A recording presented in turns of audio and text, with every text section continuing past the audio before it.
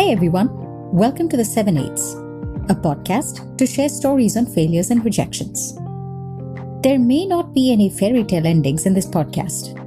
My guests aren't past the mountain of struggle. In fact, some of them might still be in it. I hope this podcast serves as a forum for friends and acquaintances to exchange tales of defeat. Defeat that make the 7/8 part of our lives.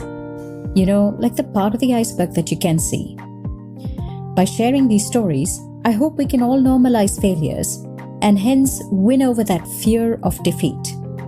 Because failing is just a part of living. I hope you will relate. Do leave me a note of feedback, and critique is welcome as well. You can find me on Twitter at FemNectar. Now, on to our episode.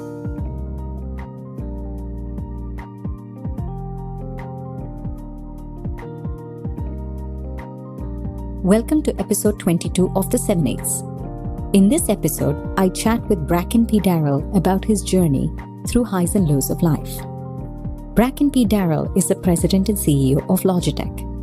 Under Bracken Darrell's 9 years of leadership, Logitech has reinvented itself into an award-winning design company, an industry force in pursuing a more sustainable and equitable world, and a top performer on the 6 Swiss stock exchange as well as NASDAQ. Bracken is a proponent of design and liberal arts in business, especially of their role in innovating product experiences for consumers. As a result, Logitech has been the recipient of numerous awards, including more than 200 design awards from the likes of IF Design, Red Dot, and Fast Company, as well as numerous sustainability awards. Bracken himself has been named the Swiss CEO of the Year by Obermatt 3 times in the past 4 years.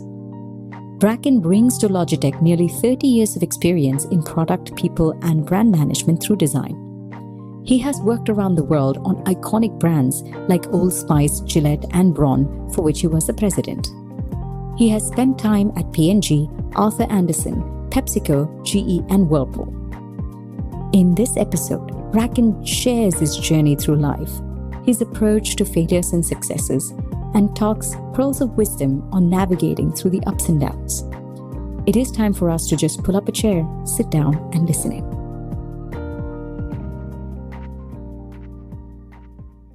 Thank you, Bracken, for agreeing to being a part of the 7/8ths. Well, thank you for having me. I started this podcast to talk about a topic we don't talk much about. I started this podcast to talk about failures. Success is glorified. We share it. We celebrate it. But that's just the tip of the iceberg. The real big part of the iceberg is the 7/8ths part of the iceberg is actually the failures, the struggles, the rejections that is not visible, that is submerged. And I wanted to share stories to let people know that are struggling, that are failing, that you're not alone. Everybody goes through this. Perfect. Good idea. Well, now that I understand what it is, I'll be signing off. You're like, I have nothing to talk about. I have no failures in my life. I mean, I had a flawless life. No, I think that's a great idea. And I 100% agree with that. We'll have a lot to talk about. That is so humbling to hear from you. I wanted to start it off with, what was childhood like for you? Were you always someone that was trying things, that was falling off a bike and just roughing it up, not caring for consequences? No, I was very shy. I was always big meaning tall. And so I grew to my current height. I'm about 6 feet by the time I was in 6th grade. I was pretty athletic too, because I had 2 older brothers. We were all into sports. So I was kind of a natural leader, but I was incredibly shy, especially around adults. I was very intimidated by adults. So I was intimidated by my own siblings. My 2 older brothers were so much more eloquent than I was. Really, I didn't say anything. If we ever sat at a dining room table, I was really, really quiet. Was childhood hard because you kind of had this duality, right? Like you were tall, you were visible, yet you were shy. I think it was probably no harder than any other childhood. I grew up with a single mother. She had polio when she was young, so she had this terrible curvature of her spine, and it hurt all the time. She was a 1st grade teacher. So for her, I think life was pretty hard, although she was a wonderful person.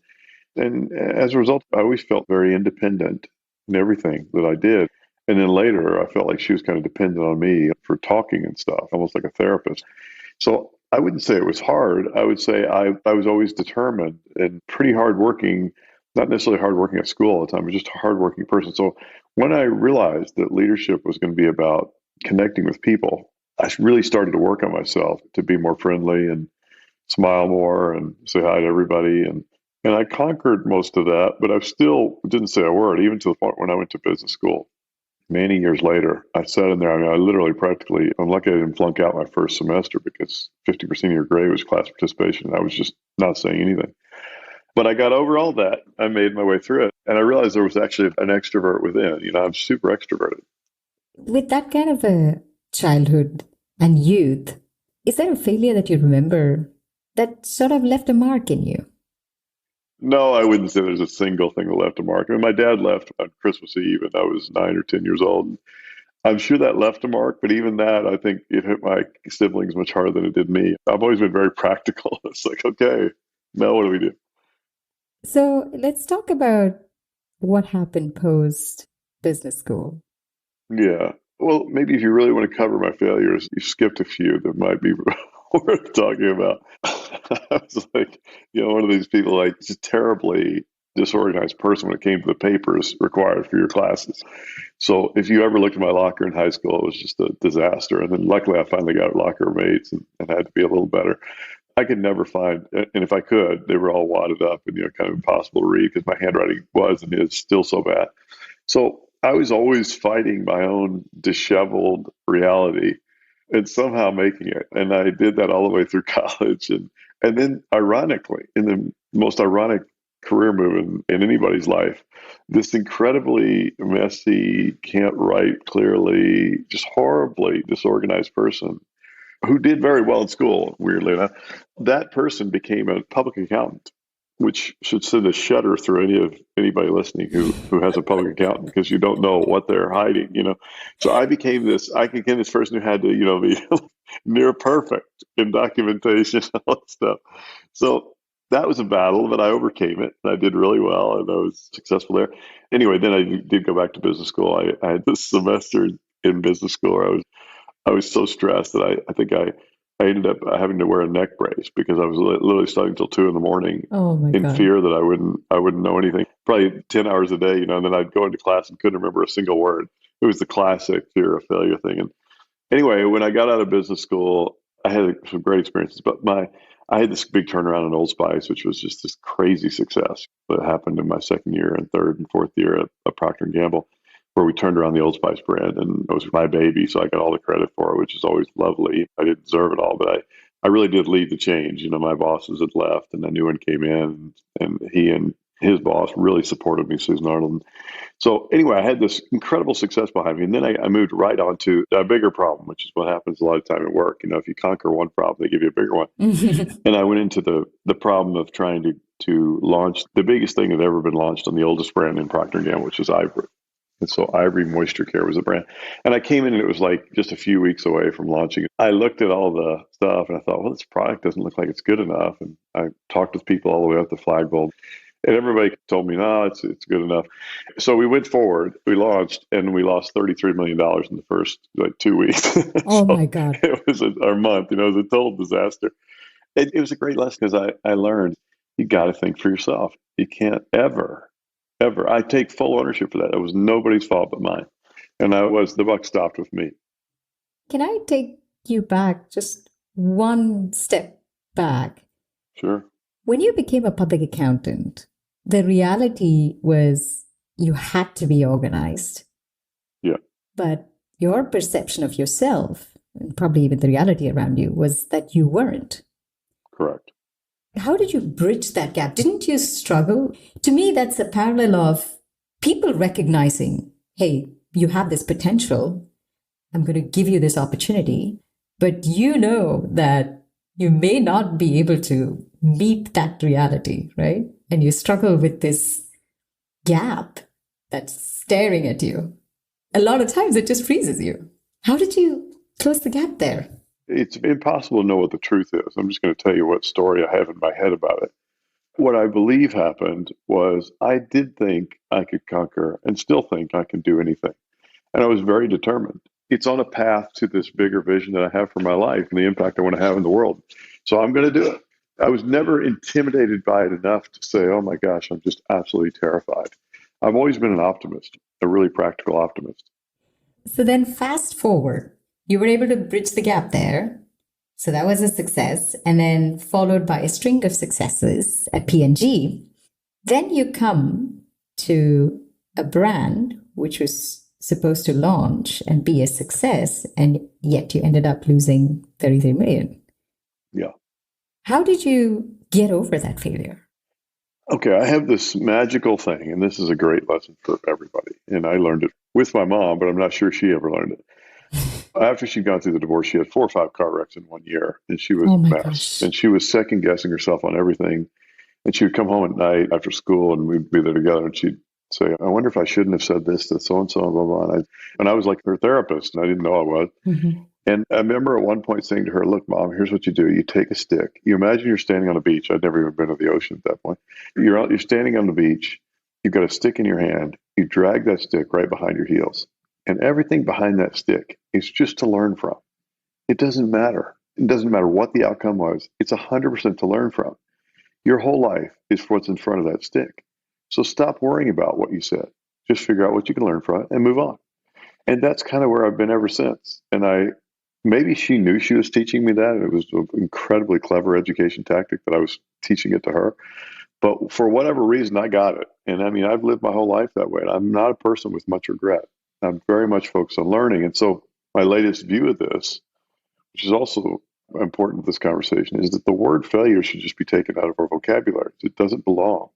It's like grades in school. They're supposed to diagnose how much you learned, but the truth is, how much you learned is what matters, not the grade.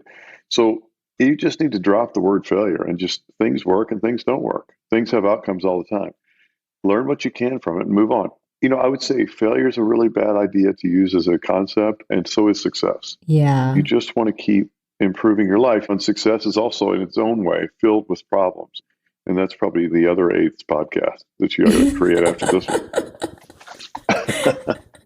It's a refreshing way of looking at failures and successes. Are there things that you struggle with?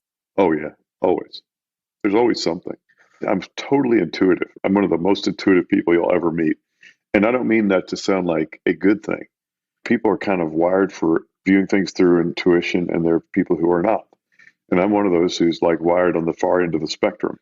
So it was just, again, ironic that I went into accounting because it's like the most data-driven profession there is. So because I'm so intuitive, when I run up against something where my intuition doesn't tell me what to do, I'm stuck. I am absolutely stuck. I might as well be standing in quicksand, and I cannot get out of it, because my intuition doesn't tell me what to do. So what do? I ask a whole bunch of people around me, what do you think? What do you think? And everybody's like, well, I think this. And they seem to have a really strong opinion in all these different directions. And before you know it, I'm filled with all these other people's opinions that are always rational. So now I've got all the options and all the data, but they don't really give a clear answer because these decisions are hard, or I wouldn't be stuck on them.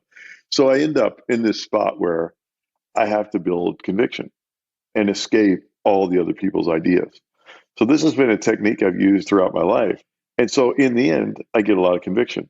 And the cool thing about my attitude about failure is I'm not really too worried about making a mistake at that point. As long as I have conviction, I don't care whether it's right or wrong, as long as we do it and then we learn from it. Mm-hmm. So the worst period for me is the period when I don't have conviction. So I think a lack of conviction is one of the most dangerous and maybe friction-filled problems in the world. So you got to find a way to create some conviction. So was there such a dark period that you experienced? Oh, yeah. I learned that actually at Logitech.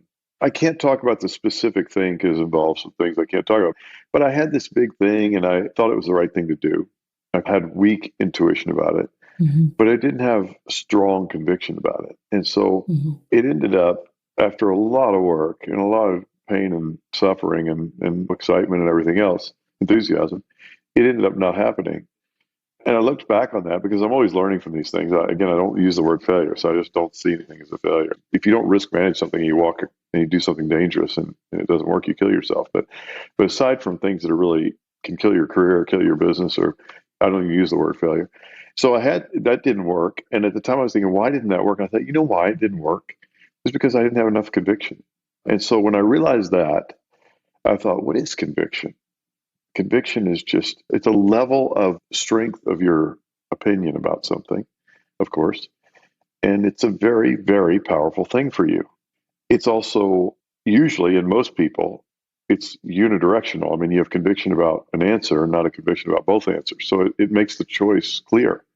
So what I've done since then, and there's no easy answers to this, is try to get enough information from people where I can start to build a stronger sense of intuition based on data, or whether it's intuition or logic, and then just keep building my own conviction by rebuilding the argument a little bit. And then when I get enough conviction, then I feel very comfortable. I can run through a wall then. Nothing can stop me if I have enough conviction. And I think all of us are that way. I hope all of us are that way. If you don't feel quite that strong when you have conviction about something, then maybe you need to improve your toolkit. That once you have conviction, the toolkit is, what do I need to do to accomplish whatever it is I have conviction about? But self-doubt is a tricky thing. I was going to ask you, how do you get over self-doubt? What are your tools? First, I think everybody should be kind of generous with themselves, because you have self-doubts about everything, about things that are, even things you have conviction around, you have some level of self-doubt sometimes. So I wouldn't view self-doubt as a red flashing light that means stop. And some of the smartest things I've done in my career and in my life, I've had doubt about. Coming to Logitech is one of them. And that's turned out pretty well. 100%, yeah. When you get to the edge of this, so now I'll talk about an alternative to conviction. You get to the edge of this gap. It's over what feels like an abyss that's like 1,000,000 miles below you. And if you jump to the other side and you don't make it, you'll fall and you die in this huge, scary, long fall. And I think that's what self-doubt is. I think the way to manage your self-doubt, and the way I've always done it, is I ask myself, what's really the worst thing that can happen? And if you work through the worst thing that can happen, usually you'll discover it's not that bad. Once in a while, it's terrible, but rarely is the worst thing that can happen terrible. This is the risk manager in me. So if I can get to the worst thing that's happened is acceptable, maybe not wonderful, maybe not as good as if I went the other way and it was a higher probability, but it would have worked. But hey, it's not the end of the world. I don't die. Nobody's hurt. I didn't hurt anybody else. If I can get to that level of explaining the worst case, all of a sudden, I don't feel as scared at the jump. And what's below me is not 1,000 feet of fall. It's a few feet for me to climb out of again. What do you tell yourself when you have to climb out again? I go back to that beach with that stick in my hand and the line behind my feet. And I say, it's just to learn from. We do things that don't work all of our lives. Yeah. And if you don't, you have a very narrow life that's not too enjoyable or interesting. And you probably get dementia when you're 60 because you didn't exercise your brain enough. So I'm never hard on myself on mistakes. Maybe not as hard as I should be. I'm just not. I think things that don't work out don't mean that you're a bad person. They don't mean there's anything wrong with you. It just means it didn't work. Yeah, that's a very important line. Things that didn't work out doesn't mean you're a bad person. It just means it didn't work out. You're not stupid. You're not a bad person. Maybe you trusted your intuition too much and your logic could have helped you avoid that, but that's a good thing to learn. Yeah. Have you struggled with imposter syndrome, Bracken? Oh my God. When I was at Harvard Business School, I was absolutely sure that I had fooled them into letting me in there. I felt like the stupidest person in the whole program. And I had a study group with a genius in math and then two incredibly just great people who were really much more lighthearted than I was at the time.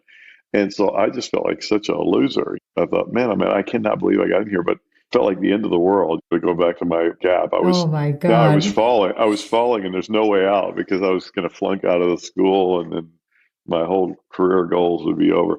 So of course I had this terrible case of imposter syndrome. And the only way sometimes to get over imposter syndrome is just to suffer. Oh, wow. Unfortunately, in rare cases, you just kind of have to suffer through it. But there's a better way, a much better way, which is to, first of all, get therapy.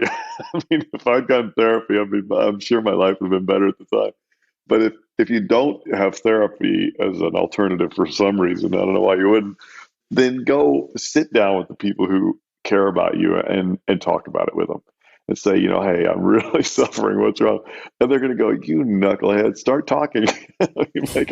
And then you'll start doing it because you're going to listen because you're smart. Everybody's smart. Mm-hmm. And so I think that's probably the best answer I can give for imposter syndrome. Imposter syndrome absolutely sucks, and almost everybody has it. That's the irony. It's like everybody's children are above average in intelligence, but everybody has imposter syndrome, which makes no sense if you think about it. Was there a struggle or a failure or some sort of a rejection that you took a long time to recover from? Or maybe something that you still haven't recovered from that you can share? Again, because of my mindset on failure, it's very difficult for failure to cling to me. It just doesn't stick because I refuse to let it. I have a mindset where the minute something's happened that doesn't work, I have no regrets. I don't sit there and go, oh my gosh, I wish I'd made this decision. Or what an idiot. Why didn't I do that? Or God, that cost me so much money. What was I thinking? It's not in me. I mean, I just don't let myself do that. And I know that that's a real privilege. This is a mindset privilege that somehow in me got developed when I was young, and I kept cultivating it. I wish I could teach it to other people because it's so liberating. You're never going to see me. Sounds very liberating. I'll say that. It's so liberating. And I so wish I could figure out how to give that to other people because it's so wonderful. How do you cope with the enormous expectation? So in your case, it's not about, hey, the failures are sticking to me. It's really about setting up for tomorrow. Yeah. And how are you now coping with that enormous amount of expectation that is imposed on you? Well, first of all, I try to start every day like, I don't deserve any of this. I haven't earned anything. Wow. This is not mine. The success we had is not, if you draw a line behind your heels, you don't own any of it. So it doesn't really belong to you. You didn't do anything. Congratulations to whoever did it, but you're starting today and you're a new person and you're going to your job. So I really try my hardest to think like that. And so by doing that, it's like every day is an adventure. It's like your first day of work. So I'm super excited about what we're doing. I mean, I feel like, oh my gosh, I've inherited this incredible range of opportunities, but there's all these things that the prior guy screwed up that I've got to fix, but it's fine. And oh, by the way, that was me, but that was yesterday. I had no ownership of that because it's yesterday. It has nothing to do with today, except that it was yesterday and it's something to learn from. After I've been here about 5 years, and we had all this in quotation mark success, we're 3 or 4 times more valuable than when I started. I was like, wow, this company is so different from when I started. Imagine what it'll be like in the next 5 years. And I thought, now that I think about it, I wonder if I'm the right person for the next 5 years. So I started thinking about that. And then I made a list of what I thought the next person should really be like for the next 5 years. And then I took a hard, wrote down my credentials. And I thought I would actually be in the hunt. I'd probably get the interview and maybe I'd even get the job, probably. Except for one problem, which is that I picked every person. I defined the strategy. I set the vision. I touched a lot of products. I feel ownership for everything. So am I really going to be objective enough to change all this as it needs to be changed? Because it will, because that's the way the world works. It moves faster and faster. So I thought, no, I'm not. I just got to fire myself. So I fired myself that night. I decided to sleep on it. And I woke up the next morning and I realized, like I often do when I sleep on a decision, I thought, no, that's not right. I mean, the right answer is I got to think like a new person. So I decided, no, nothing I did is sacred. And from now on, I'm going to go in and look at everything objectively. And I felt like a new person coming to work.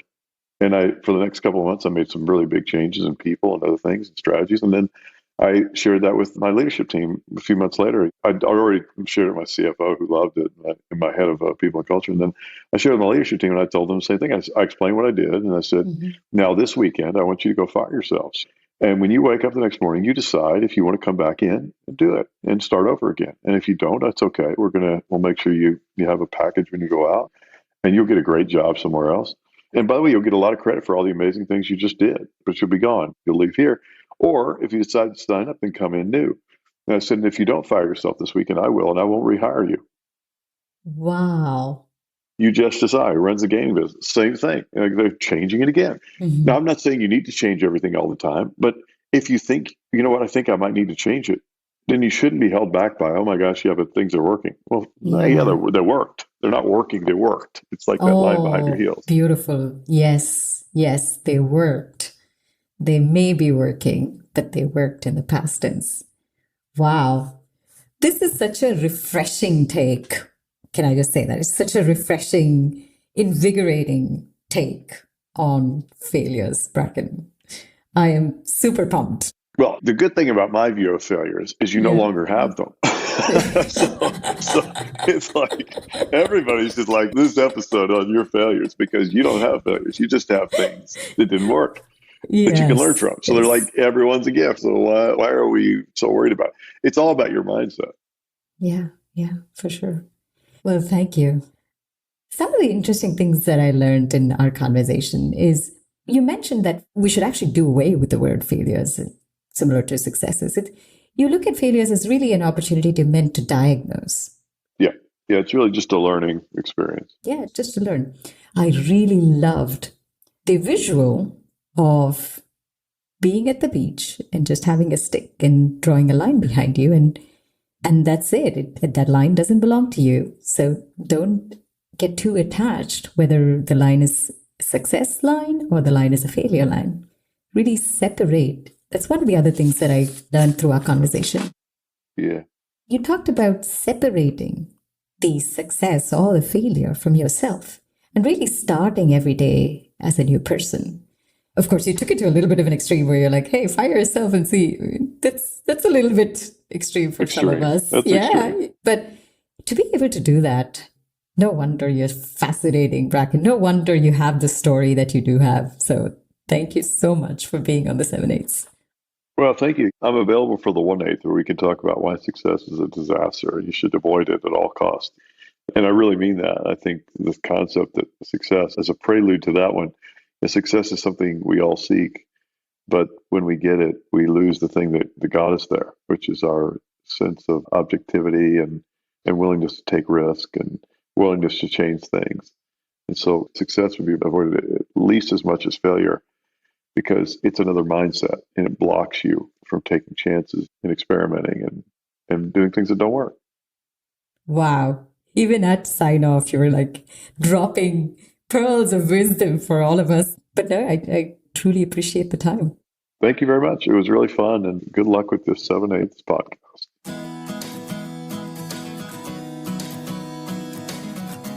And that's how the cookie crumbles. Bracken shared his stick trick. Imagine yourself at the beach with a stick dragging behind you, and everything behind that stick is just to learn from. Your whole life is still in front of you. So stop worrying about what is behind that stick. Just figure out what to learn from the experiences. He also talked about how he looked at failures, like just a grade in school. More than focusing on the grade, it is important to focus on what you learn from it, and not just the grade. Bracken stressed the importance of having conviction along with intuition on any undertaking. Build enough confidence in your intuition so that you have a strong conviction on any endeavor. Lastly, Bracken reminded me that success also comes at a cost. Once you solve one problem, you're given a bigger problem to solve. Thank you for listening to this episode. Do share your thoughts. I am on Twitter @FarmNectar. Until the next conversation. Cheers, everyone.